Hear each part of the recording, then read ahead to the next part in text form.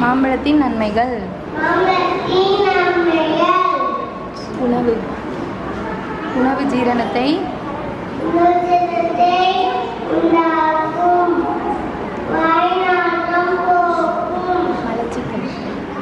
மலச்சிக்கல்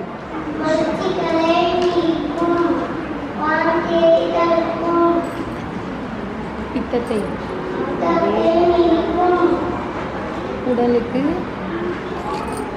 உடலுக்கு C vitamin கொடுக்கும்.